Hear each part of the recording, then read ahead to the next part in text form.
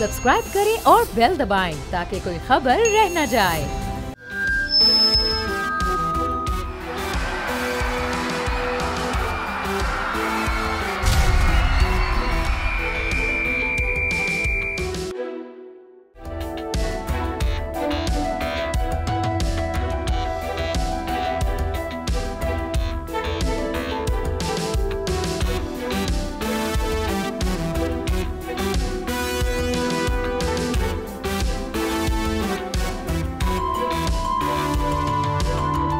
अस्सलामुअलैकुम, मैं हूँ उकाड़ा से मलिक अब्दुल वहीद और आप देख रहे हैं प्रोग्राम बोल जमहूर।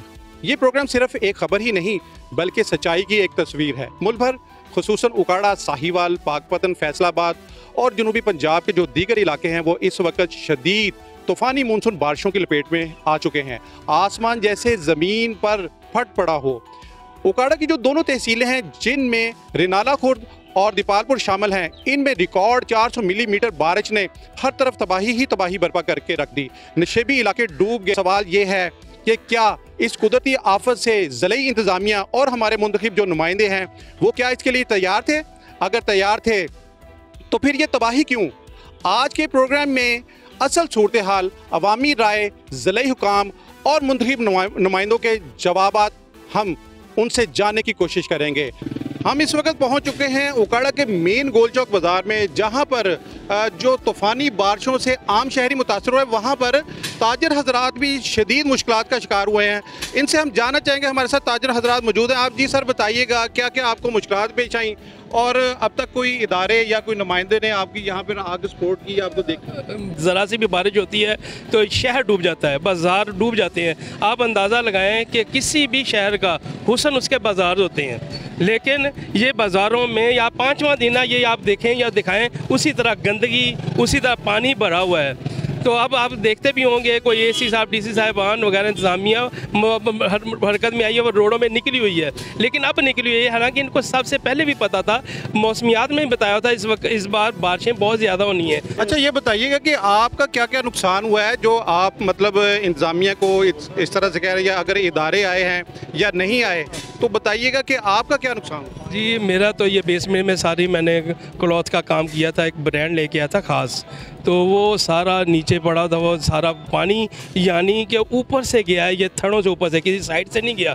यानी कि पानी इतना ज़्यादा हुआ है, इन सारे थड़ों को वो फलांग कर वो ऊपर गया, वो फुल हो गया। वो मेरा उस हिसाब से काफ़ी नुकसान हुआ है। ताजर लोग हैं, ये पाकिस्तान की रीढ़ की हड्डी का काम करते हैं और ताजरों को ऐसे बेआसरा बेसहारा छोड़ा जाए तो फिर जो निज़ाम चलता है इस मुल्क के, इनके टैक्स से, ताजर टैक्स देता है तो इनके अवानों में सिस्टम चलता है, सरकारी गाड़ियाँ चलती हैं, तो इनसे इतनी ज़्यादती हो रही है। और मेन शहर है ये कचहरी बाज़ार, गोल चौक, उकाड़ा शहर है। इसके इर्द गिर्द जितने ब्लॉक है, जितने घर हैं, सबों के अंदर पानी दाखिल हो चुका है। और आगे आप जाएं देखें तो करोड़ों रुपए का जो कपड़े की दुकानें हैं, ज्वेलरी की दुकानें हैं, रेडीमेड की दुकानें हैं, ए ब्लॉक है, बी ब्लॉक, डी ब्लॉक है, उनके घरों में पानी बढ़ गया, छतें गिर गई हैं और लोग बेरोज़गार हो गए हैं। लिहाजा हम इंतज़ामिया से ये मुतालबा करते हैं कि आकर इनका पुरसे हाल पूछा जाए। ये गंदगी है, नालियों को साफ़ कराया जाए। पानी हमेशा नालियों के ज़रिए निकलता है, सड़कों के ज़रिए नहीं निकलता। शहर उकाड़ा को एक प्याला बन गया है, सारे ज़िले का पानी यहाँ पे इकट्ठा हो जाता है। अगर शहर का ये हाल है तो गिरदोनवा जो हमारे कच्चे देहात हैं, गरीब आदमी रहते हैं, बस्तियों में जो मज़दूरों के घर हैं, उनका क्या हाल हुआ है मैं देख कर आया हूँ। छतें गिर गई हैं, घरों में पानी दाखिल हो गया है, लोगों के पास साफ़ पीने के लिए पानी नहीं है। आपने ताजर हजरात की बात सुनी है और वो भी इंतहाई मुश्किलात और मसाइल का शिकार है। और इसी तरह से पूरा शहर जो उकाड़ा वो एक ही आवाज़ पे खड़ा है कि भाई यहाँ पर मसले और हमारे मसाइल जो हैं वो आए दिन बढ़ ही रहे हैं।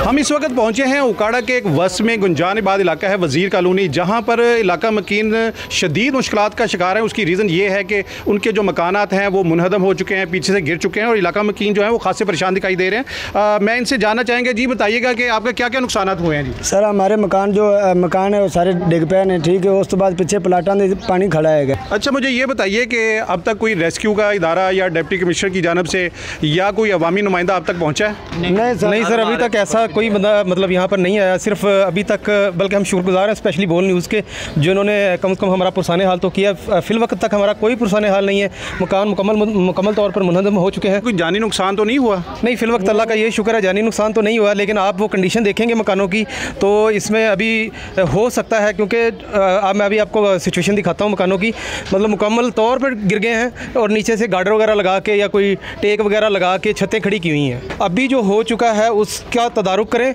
और जो आगे आने वाला है उसकी भी पेशरफ्त करें कुछ ना कुछ। जी, आपने मुतासरा जो मकान और शहरियों की बात सुनी, उनका यही कहना है कि अब तक कोई भी हमारा पुरसाने हाल नहीं है। हम अभी गलियों में बैठे हैं, कोई भी किसी का ना डिप्टी कमिश्नर उकाड़ा या कोई भी अवामी नुमाइंदा हमारे तक नहीं पहुंचा, और इस वजह से हम मतलब पुरजोर अपील करते हैं कि भी कोई भी यहाँ पे जो इदारा या कोई नुमाइंदगान आएँ और हमारा आके हाल अहवाल पूछें।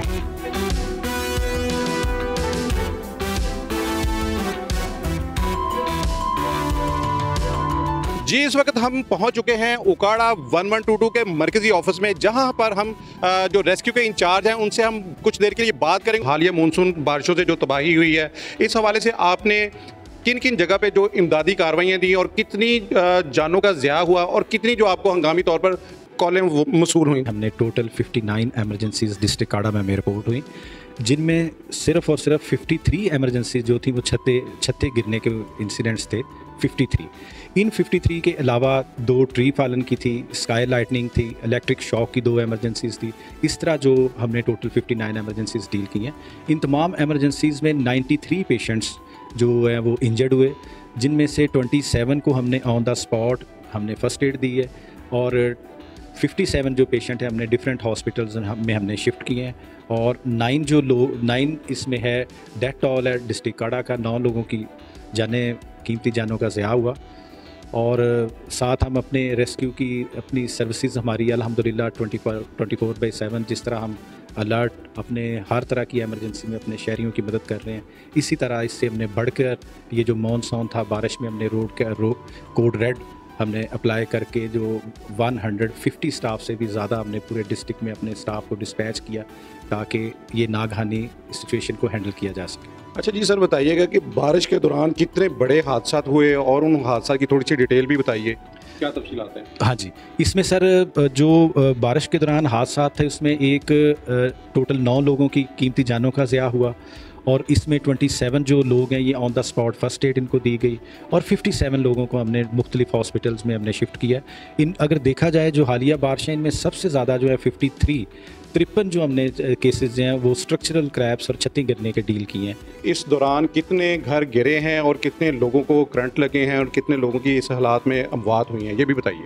अच्छा, इसमें सर मैं ऐड करता चलूँ कि इलेक्ट्रिक शॉक की 3 एमरजेंसीज थी और लेकिन इन 3 एमरजेंसीज में 1 डेथ है, 2 को हमने शिफ्ट किया है और जो छतें गिरने वाला मैंने ऑलरेडी आपको ऐड करवाया है, ये 53 इंसिडेंट्स हैं, 53 जो हैं सिर्फ और सिर्फ स्ट्रक्चरल कोलैप्स हैं और टोटल 93 पेशेंट्स जो हैं हमने वो डील किए हैं जो हालिया बारिशों में ज़ख्मी हुए हैं। तो सर फ्यूचर में बताइएगा कि जितनी आपने पहले से की गई तैयारी थी, अब जो मौजूदा हालात में सुनने में आ रहा है कि दूसरा भी सेशन चलने को है, तो इस हवाले से बताइएगा कि अब आपकी क्या तैयारियाँ हैं? देखिए सर, फोरकास्ट के अकॉर्डिंगली तो हम रेस्क्यू 1122 24/7 एक अलर्ट और अल्हम्दुलिल्लाह हम हर किस्म की एमरजेंसी को डील करने के लिए रेडी रहते हैं। जो फोरकास्ट के अकॉर्डिंग हम इसे जब कोड रेड है उसे हम एक्टिवेट करते हैं, उसमें हम जो पूरा मोर देन 150 जो हमारा डिस्ट्रिक्ट का जो हमारा स्टाफ है हम उसे डिफरेंट पॉइंट्स पे डिस्ट्रिक्ट के अंदर की पॉइंट्स में हम उन्हें ऑलरेडी डिप्लॉय कर देते हैं बिफोर द सिचुएशन। जैसे अब प्रिडिक्शन है कि आने वाले दिनों में नया स्पेल आ रहा है, तो उसके लिए हमारी तमाम तर तैयारियाँ मुकम्मल हैं। हमारा staff, everything, equipment, medicine, vehicles, everything हमारी ऑपरेशनल है और हर किसी भी किस्म की नागहानी सूरत हाल को डील करने के लिए अपने शहरियों को बर वक्त उनकी मदद के लिए रेस्क्यू 1122 हमेशा की तरह इंशाल्लाह अगर कोई इस तरह का कोई नागहानी सूरत हाल आती है। सर बताइएगा कि जो अवाम नशेबी इलाकों में रह रही हैं, उस हवाले में आप उन लोगों को क्या मशवरा देना चाहेंगे? देखिए सर, जो low lying areas every district का उसमें पार्ट होता है, लेकिन उसमें ये उनके लिए कुछ सेफ्टी और की एहतियात है कि अगर कोई इस तरह का वेदर फोरकास्ट है अपने घरों का, स्पेशली जो मैसेज है मेरे सब लोगों के लिए कि आपके ज़रिया जो है वसातत से ये मैं कहना चाह रहा हूँ कि जब इस तरह का वेदर है, फोरकास्ट है, अपने जो छतें हैं एटलीस्ट उसका जो ड्रेन है उसे एटलीस्ट ज़रूर चेक करें।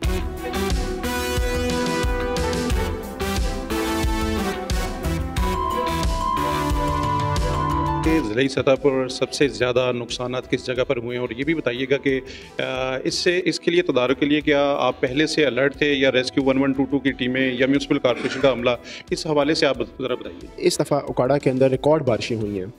टोटल जो बारिश हुई है 400 मिलीमीटर प्लस हुई है इन 4 डेज़, और ये उकाड़ा की हिस्ट्री में एक रिकॉर्ड है।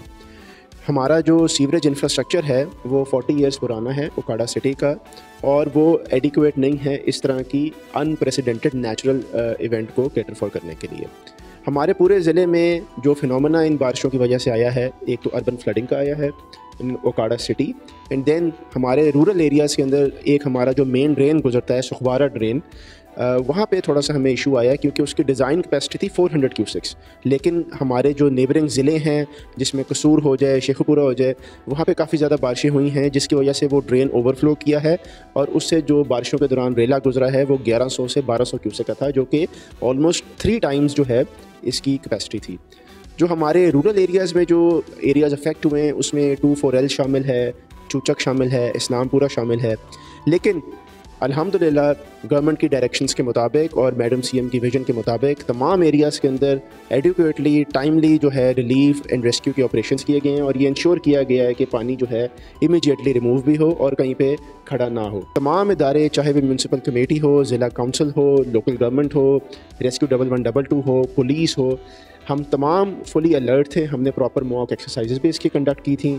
यही वजह है कि हमें जहाँ पे किसी ब्रीच को प्लग करना पड़ा तो वो भी फौरी तौर पे प्लग हुआ, हमें कहीं पे रिलीफ कैंप इस्टेब्लिश करना था वो भी फौरी तौर पे इस्टेब्लिश हुआ, और जहाँ जहाँ पे भी पानी खड़ा था हमने उसको इमीडिएटली रिमूव करवाया। तो मुतासरा ख़ानदान कोई भी फैमिलीज थी उनके लिए आपने कोई राशन का और इस हवाले से कोई मेडिसिन अद्वियात के हवाले से कोई ऐसी कैंपिंग भी की और उनको सपोर्ट भी की है? जी बिल्कुल, हमारे जहाँ जहाँ पे भी रिलीफ कैंप इस्टेब्लिश हुए हैं, फॉर एग्जांपल 24L में हुआ है या 4GD में हुआ है, वहाँ पे ना सिर्फ ह्यूमंस के लिए फूड हैम्पर्स, मेडिसिन्स, बल्कि एनिमल्स के लिए भी वहाँ पे लाइव स्टॉक के काउंटर्स भी इस्टेब्लिश किए गए कि जो माल मवेशी हैं उनकी भी क्या कहते हैं टेक केयर की जाए, प्रॉपर वहाँ पे उनके लिए बेडिंग का भी बंदोबस्त। आपने ऐसी कोई मनसूबाबंदी की है कि जो फ्यूचर में हमें इस तरह से उकाड़ा की आवाम को इस तरह की नागहानी आफात से बचाया जा सके? जी बिल्कुल, मैडम चीफ मिनिस्टर ने पर्सनली इसके अंदर इंटरेस्ट लेके हमने शॉर्ट टर्म प्लान भी बनाया है, मीडियम टर्म भी और लॉन्ग टर्म भी, क्योंकि अनप्रेसिडेंटेड रेनफॉल हुई तो हमें गवर्नमेंट ऑफ पंजाब ने बड़ा सपोर्ट किया।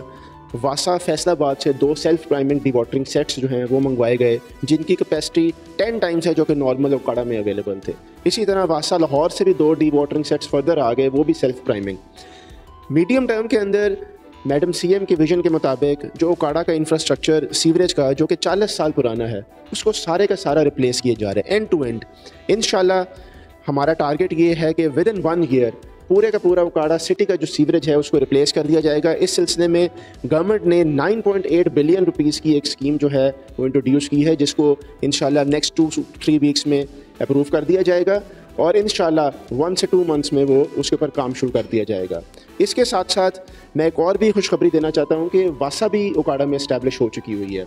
इंशाल्लाह उसको भी हम मॉडर्न लाइंस के ऊपर इस्टेब्लिश करेंगे, जिस तरह बड़े शहरों के अंदर लेट्स सपोज फैसलाबाद या लाहौर है, और उसके अंदर भी तमाम टेक्निकल मशीनरी, तमाम ये जो हाई टेक मशीनरी जो कि इस दफ़ा हमें फैसलाबाद और लाहौर से मंगवानी पड़ी है, इंशाल्लाह नेक्स्ट ईयर वो हमारे पास खुद अवेलेबल हो। सर, बड़े बड़े पॉइंट्स पे तो आपने बड़े अच्छे तरीके से जो भी इकदाम किए हैं, लेकिन अभी भी कुछ इलाकों में जो है वो पानी इस वक्त भी मौजूद है, और वही लोग जो हैं वो हर लिहाज से आपसे जो उम्मीदें रखे हुए हैं, आपने क्या उन इलाकों का भी विज़िट किया है अभी जाके? जी बिल्कुल, हमारे ये तमाम बारिशों के दौरान हमारे तमाम जो ऑफिसर्स हैं वो फील्ड में मौजूद रहे हैं, तमाम ACs, तमाम ADCs, मैं खुद, और दिन रात काम किया है। हमारे जो कुछ मोहल्ले और आबादियां हैं वहाँ पे पानी खड़ा है, लेकिन वहाँ पे भी इस वक्त हमारे तमाम जो है डिस्पोजल स्टेशंस भी काम कर रहे हैं, डी वाटरिंग सेट्स भी काम कर रहे हैं, और इंशाल्लाह आज ही इन तमाम जगहों से भी पानी निकाल दिया जाएगा।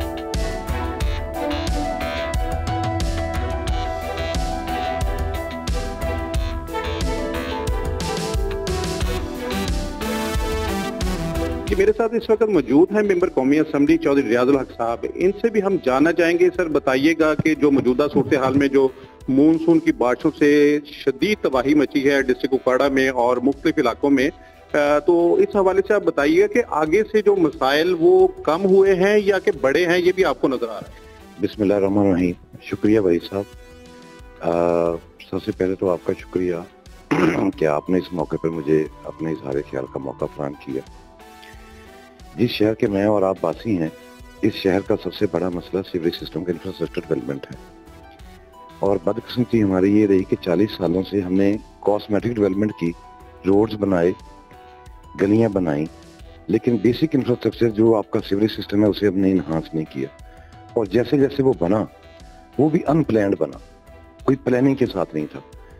आपको ये सुन के हैरत होगी कि 2016 में, जब मैं 2015 में एमएनए बना, मार्च 2016 में मैंने पहला टोपोग्राफी सर्वे करवाया, तो उसमें ये बात सामने आई कि जितना इंफ्रास्ट्रक्चर डेवलपमेंट है वो सारी कॉस्मेटिक है, वो सारी ही बेसिकली गलत है। हमें नॉर्थ टू साउथ से अपना डेवलप करना चाहिए था, हमने साउथ टू नॉर्थ डेवलप किया और पंपिंग स्टेशन लगा दिए। अब सूरत हाल ये है कि हमने 2017-18 में, आपको याद होगा, वर्ल्ड बैंक की स्कीम आई थी हमारे, हमने मास्टर प्लान सीवरेज का बनाया था। जब 19 में उसकी बजटिंग आई, पैसे आए, तो 19, 20, 21, 22 और 23 ये 4 साल हमने ज़ाया कर दिए और फंड्स भी ज़ाया किए सड़कें बनाने पे। जिस काम के लिए बेसिकली वो स्कीम आई थी, वो स्कीम ना हो सकी। अनफॉर्चुनेटली हमारे वो पैसे भी काफ़ी ज़्यादा ज़ाया हुए, सड़कों की मद में हमने खर्च कर दिए। लेकिन जब 2023 में परवेज लाई साहब के छोड़ने के बाद केयर टेकर सेटअप आया, तो हमने कोशिश करके जो बाकी मानदा पैसे थे वो हमने सीवरेज की वो स्कीम जो हम एग्जीक्यूट करना चाहते थे वो हमने स्टार्ट करवाई। आपने इंचार्ज 12 में, ये सेंट्रल पंजाब में पहला शहर है जहाँ पे वेस्ट वाटर 60 एकड़ में वेस्ट वाटर ट्रीटमेंट प्लांट बन रहा है। चूँकि 5-5.5 लाख की आबादी का ये जिला है, शहर है, और लोगों की मूवमेंट को भी देखना पड़ता है और लोगों के बाकी बेसिक इंफ्रास्ट्रक्चर जो हमारे पास ऑलरेडी अवेलेबल है उसको साथ कंबाइन करते हुए, उसको साथ लेके चलते हुए हमें वो तमाम चीज़ें देख के इसको डेवलप करना पड़ रहा है। हमने जितना ये सीवरेज सिस्टम है उसे 2055 को मद्देनजर रखते हुए, उसकी आबादी को मद्देनजर रखते हुए इसको डिज़ाइन किया और प्लान तरीके से किया। और इस शहर का 80 to 85%, बाज़ इलाकों में 90% तक जो सीवरेज पाइपलाइंस हैं वो तब्दील कर दी जाएंगी। इंफ्रास्ट्रक्चर इंशाल्लाह ताला बेहतर कर दिया जाएगा और 1 साल के अंदर अंदर इन मसाइल पर इंशाल्लाह ताला काबू पा लेंगे। बहुत शुक्रिया। नाज़रीन, कुदरती आफात तो आती रहती हैं, मगर कौमें वही तरक्की करती हैं जो सीखती हैं और बेहतर मनसूबाबंदी करती हैं। हमने आज अवाम की चीखों पुकार सुनी, तो अवामी नुमाइंदों की वजाहतें भी और ज़िली इंतज़ामिया की पॉलिसी भी। फ़ैसला आप करें, क्या ये इक़दाम काफ़ी हैं या कि हमें अब भी बेहतर और संजीदगी वाली मनसूबाबंदी की ज़रूरत है। मैं हूं मलिक अब्दुल वहीद, देखते रहिए बोल जमहूर। चलते हैं अगले सेगमेंट के लिए, इजाज़त दीजिए, अल्लाह हाफिज़।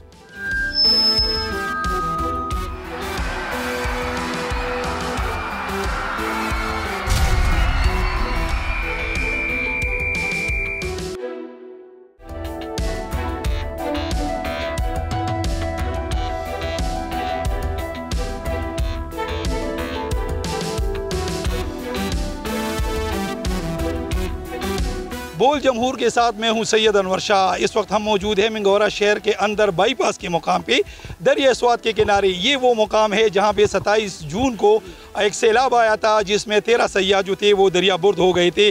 बाद में उसकी लाशें भी बरामद कर ली गई थी। 21 जुलाई को यहाँ पे मानसून का एक और स्पेल आया, बारिशें हुई जिसमें 5 बच्चों समेत 6 अफराद जान बहक हो गए थे। ज़िली इंतज़ामिया की तरफ से क्या इक़दाम किए जा रहे हैं, रेस्क्यू 1122 जो है वो जगह जगह पे उन्होंने पॉइंट्स भी बनाए हैं, उनके क्या इक़दाम है, इस हवाले से हम जानते हैं। इस वक्त हमारे साथ मौजूद है रेस्क्यू 1122 के फोकल पर्सन वक़ार खान, उनसे बात करते हैं। अच्छा जी, आप लोग यहाँ पे मौजूद है, अभी NDMA की तरफ से और PDMA की तरफ से अलर्ट्स भी जारी किए गए हैं कि सैलाब और क्लाउड ब्लस्ट के ख़तरात हैं, तो आप लोगों ने क्या हिफाजती इक़दाम किए हैं? सबसे पहले अनवर शाह साहब आपका शुक्रिया।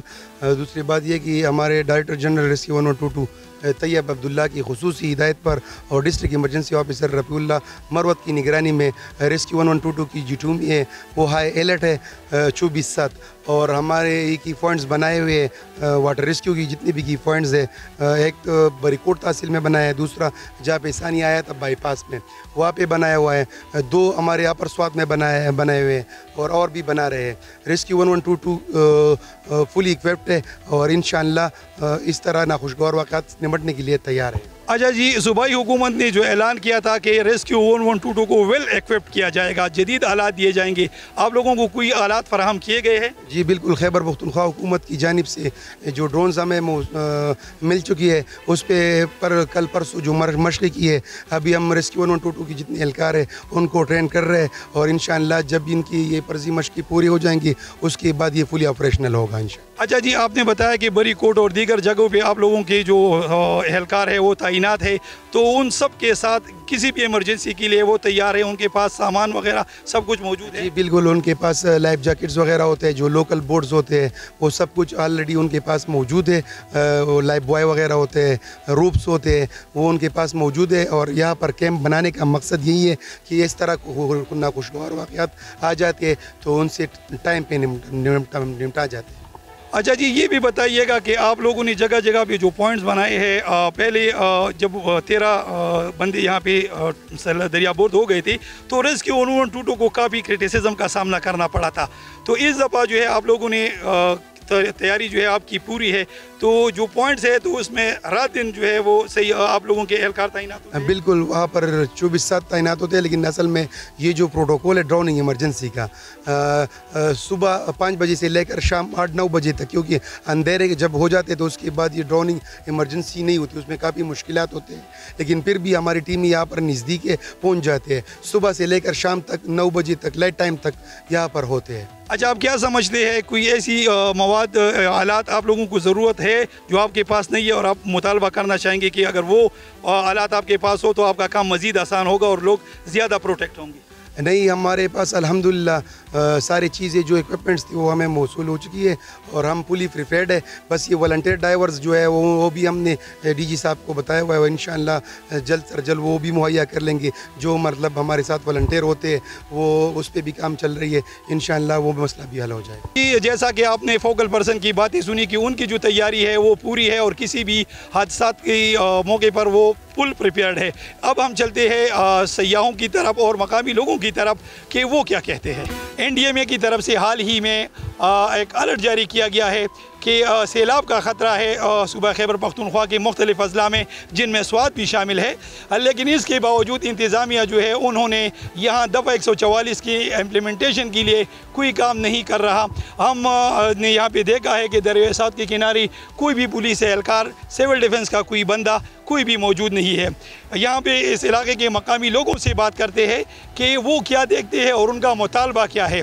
अच्छा जी, आप यहाँ के मकामी रिहायशी है, यहाँ पे दरिया स्वात के किनारे लोगों की बड़ी तादाद आती है, बैठती है। ज़िला इंतज़ामिया ने दफ़ा 144 भी नाफिज किया है, लेकिन इसके बावजूद भी लोग आते हैं, इसकी क्या वजह है? सर जी, जैसा इंतज़ामिया ने दफ़ा 144 लगाया तो वो सिर्फ सोशल मीडिया और कागज़ी कार्रवाई के लिए वो कर रहे हैं, क्योंकि पिछली दफ़ा जो सैलाब आया था उसमें 13 जाने चली गई। अभी भी सैलाब आया था मलम जबा की तरफ से 2 बच्चे, वो भी सैलाब के नज़र। इंतज़ामिया जो है वो बिल्कुल काम नहीं कर रहे, क्योंकि इंतज़ामिया सिर्फ सोशल मीडिया के लिए सब कुछ कर रहे हैं। जैसा कि आप देख रहे हैं सर, इधर भी जितने भी लोग हैं वो नहा रहे हैं, ना पुलिस वाले हैं, ना सिविल डिफेंस वाले हैं, ना कुछ और है। लेकिन ये है सर कि आपको ख़ुद भी मालूम है कि यहाँ पर कोई भी वो नहीं हो रहा है। अच्छा जी, तजावुज़ात के नाम पे हुकूमत ने उस वक्त ऑपरेशन शुरू किया, काफ़ी होटल्स गिराए गए, बहुत सी जगहों पे मार्क लगाया गया, उनको भी गिराया गया, लेकिन इसके बावजूद, लेकिन वो तो वक्ती तौर पर वो सारा काम ख़त्म हो गया, लेकिन उसके बावजूद अब भी लोग जो है वो रूटीन के मुताबिक यहाँ पे आते हैं। तो इंतज़ामिया या पुलिस यहाँ पे गश्त नहीं करती? नहीं सर, अभी तक ना 4-5 दिन हो गए, हम तो खुद डेली आ रहे हैं सर इधर, लेकिन मैंने ना कोई पुलिस वाला देखा है, ना किसी को रुकवाने के लिए। आवाम भी किसी को ये नहीं कह रहा है कि यार दरिया के किनारे पे मत जाए, क्योंकि लोग जो है गर्मी की वजह से ज़्यादातर रात को इधर निकलते हैं, दरिया सवात के किनारे बैठते हैं, इधर सैर सपाटी के लिए आते हैं, बाहर के लोग भी आते हैं, मेहमान भी आते हैं, उसको कोई वो नहीं होता सर। बहुत शुक्रिया जी। जी, जैसा कि आपने सुना कि यहाँ के मकामी लोगों का भी कहना है कि इंतज़ामिया की तरफ से यहाँ पे लोगों को कोई रोक टोक नहीं है और लोग बड़े आसानी के साथ यहाँ पे आते हैं और वो दरिया स्वात के किनारे यहाँ पे तस्वीर, सेल्फिया और ये सारी चीज़ बना के यहाँ से जाते हैं। अब हम बात करते हैं यहाँ पे कुछ और लोगों से कि वो क्या कहते हैं। हुकूमत ने अगरचे दफ़ा 144 का नफाज किया है। हुकूमत का ये भी दावा है, ज़िला इंतज़ामिया ये बावर कर रही है कि दरिया स्वात के किनारे अब कोई भी नहीं जाता। हालांकि सूरत हाल यहाँ पे यकसर मुख्तलिफ है। अब भी दरिया स्वात में बच्चे नहा रहे हैं। इस वक्त मैं मौजूद हूँ फिजागढ़ पार्क में। यहाँ पे कालाम से एक सयाह आया हुआ है, उनसे बात करते हैं। अच्छा जी, आपका ताल्लुक एक सयाहती इलाके से है, दरिया स्वात जो है वो कालाम से ही निकलता है, तो दरिया के किनारे पे वहाँ पे लोग अब भी जाते हैं या हुकूमत की तरफ से कोई पाबंदियाँ है? नहीं, लोग अभी भी जाते हैं वहाँ पर, सेल्फी खींचते हैं, तस्वीरें बनाते हैं, कोई नहीं रोक सका उन्हें। अच्छा, तो ये कालाम में होटल्स भी है काफ़ी जो दरिया स्वात के किनारे है, बहरीन में भी है, तो हुकूमत ने कहा था कि उनके खिलाफ ऑपरेशन करेगी, तजावुज़ात के खिलाफ उनको मौसमार किया जाएगा। यहाँ पर मिंगोरा शहर में भी उन्होंने बाईपास में 16 के करीब होटल्स गिराए हैं, तो वहाँ भी इस तरह ऑपरेशन का कोई इम्कान है या हुआ है ऑपरेशन? नहीं, बहरीन में भी है, मदीन में भी है और कालाम में भी बहुत होटल है, लेकिन कोई ऑपरेशन नहीं हुआ। हुकूमत से मुतालबा यही करना चाहेंगे कि दरिया के किनारे किसी को न छोड़े, यहाँ पर हर एक को मना फरमाए।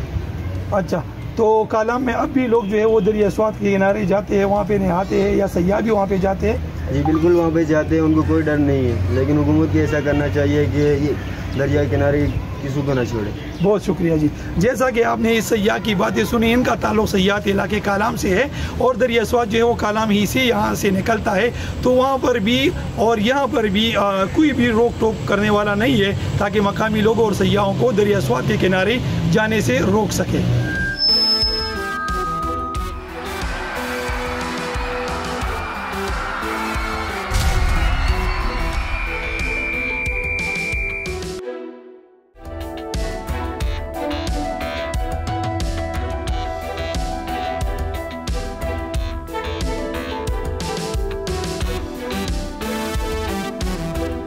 बोल जमहूर में मैं हूँ सखर से शाहिद अली।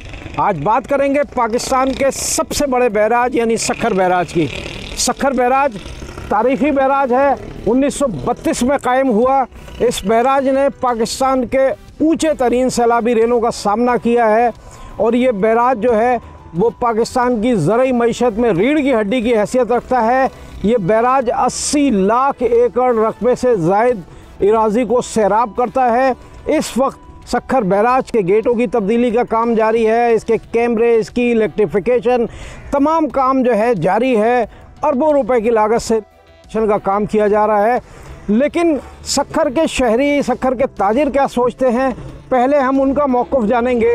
उसके बाद सूबाई वज़ीर जाम खान शोरो इस रिहेबिलिटेशन के बारे में क्या कहते हैं, उनका मौक़िफ़ जानेंगे। और आखिर में हम बात करेंगे सखर बैराज कंट्रोल रूम के साबिक़ इंचार्ज अब्दुल अजीज़ सूमरो से, जो माहिर आबपाशी भी हैं, कि क्या रिहेबिलिटेशन से सखर बैराज जो है उसकी उम्र बढ़ जाएगी या यहाँ नया बैराज होना ज़रूरी है।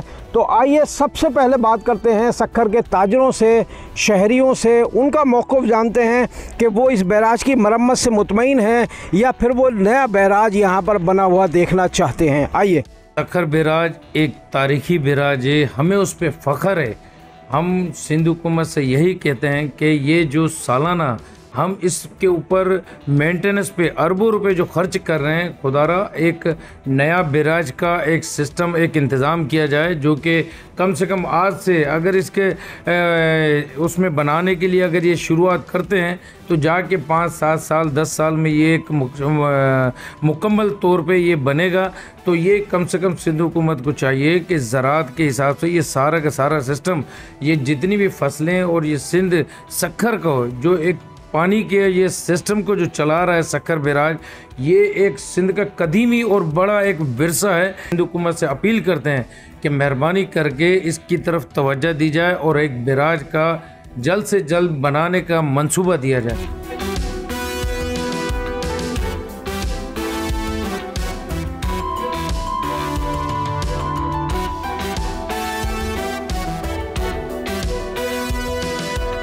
दुनिया के सबसे बड़े इरिगेशन सिस्टम्स के अंदर हमारे सखर बैराज का नाम आता है और ये हमारा फ़ख्र भी है।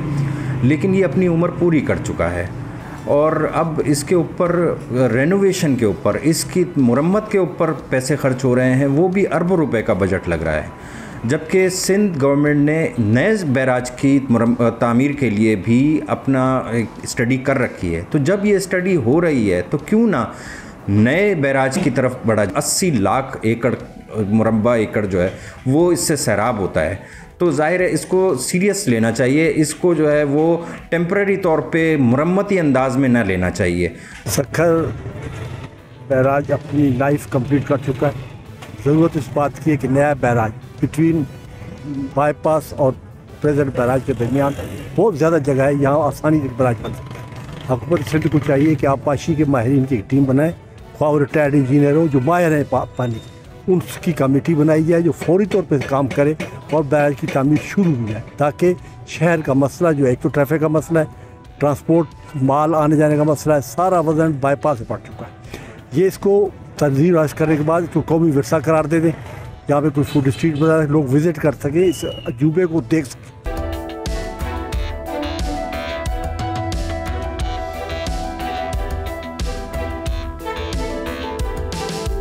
अब हम बात करेंगे सक्खर बैराज कंट्रोल रूम के साबिक इंचार्ज और माहिर आबपाशी अब्दुल अजीज़ सुमरू से कि वो सक्खर बैराज के हवाले से क्या मौक़िफ़ रखते हैं और सक्खर बैराज की इस रिहेबिलिटेशन के बारे में उनका क्या ख्याल है। तो आइए अब्दुल अजीज़ सुमरू से बात करते हैं।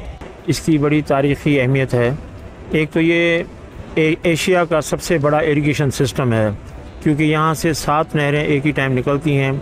राइट साइड से 3 कैनाल हैं, लेफ़्ट साइड से 4 कैनाल हैं। तो ये एक हमारे मुल्क की जो है मईशत के लिहाज से जो ज़राअत है उसका 75% जो मुल्क की मईशत जो है ना इस पर डिपेंड करती है। तो अल्हम्दुलिल्लाह इस वक्त सक्खर बैराज इंटैक्ट है। तो मज़ीद इसकी बेहतरी के लिए जो है सक्खर बैराज की माना एक रिहेबिलिटेशन मॉडर्नाइजेशन का काम अब जो है ना स्टार्ट हो गया है, जो कि चाइनीज़ जो है कॉन्ट्रैक्टर इस पर काम कर रहे हैं। स्टडी तो यकीनन हो रही है, लेकिन फ़िलहाल जब तक उसकी कोई लोकेशन डिसाइड हो और फाइनल हो तब तक जो है इस बैराज की जो है ना हमने महफूज करना है। तो उस हवाले से इस बैराज पर ज़्यादा तवज्जो दी जा रही है ताकि ये जो है आने वाले दिनों में इसमें कोई प्रॉब्लम ना हो और यहाँ से जो हमारे पास इस सक्खर बैराज जो फ्लड पास हो रहे हैं वो खैरियत आफियत से बैराज से गुजरते भी रहें और बैराज भी महफूज रहे। हमारे सेक्रेटरी आबपाशी और हमारे मिनिस्टर इरीगेशन जो हैं उन्होंने भी इस काम की जो है ख़ुद मुआयना भी किया है और इसका इफ्तिताह भी किया है काम का। तो पहले मरहले में जो है सक्खर बैराज के 16 गेट जो हैं वो अल्हम्दुलिल्लाह मुकम्मल हो गए हैं और ऑपरेशनल हो गए हैं। और सेकंड फेज़ में अब मज़ीद जो है इसके गेट जो हैं वो तकरीबन जो है 28 गेट जो हैं वो चेंज होंगे। तो और इंशाल्लाह वो भी जो है जल्द से जल्द जो है काम 1 साल के अंदर मुकम्मल करना है। तो इससे ये होगा कि सक्खर बैराज की लाइफ जो है वो 30 से 35 साल जो है उसमें इजाफ़ा हो जाएगा, क्योंकि सक्खर बैराज जो है अगर है तो हमारी मईशत भी मुस्तहकम रहेगी और हमारे जो आबपाशी का जो एक पूरा निज़ाम है वो भी रहेगा। क्योंकि आपको मालूम है कि सक्खर बैराज से जो 7 नहरें निकलती हैं इससे तकरीबन 80 लाख से ज़ायद एकड़ जो एराज़ी है वो आबादी होती है। तो लोगों की जो है रोज़गार का ज़िंदगी का जो है ज़्यादातर हिस्सा जो है इसी बैराज पर डिपेंड करता है।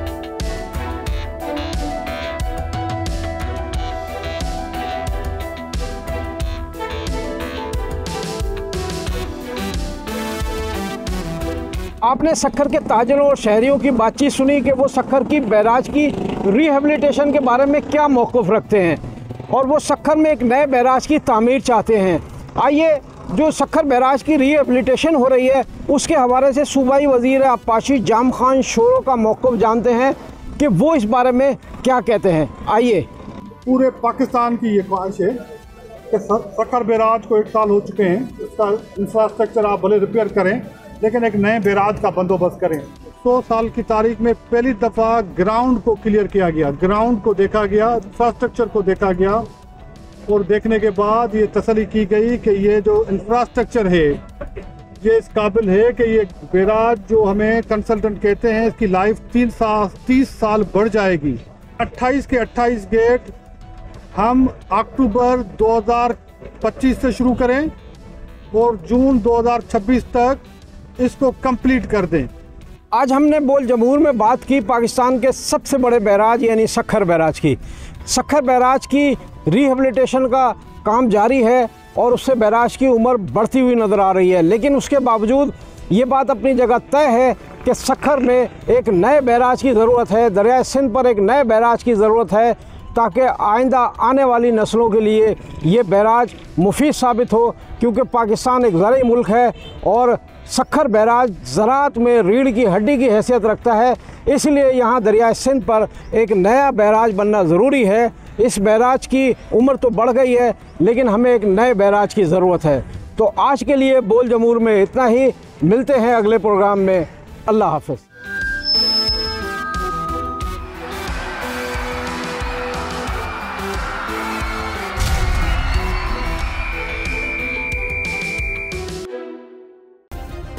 सब्सक्राइब करें और बेल दबाएं ताकि कोई खबर रह न जाए।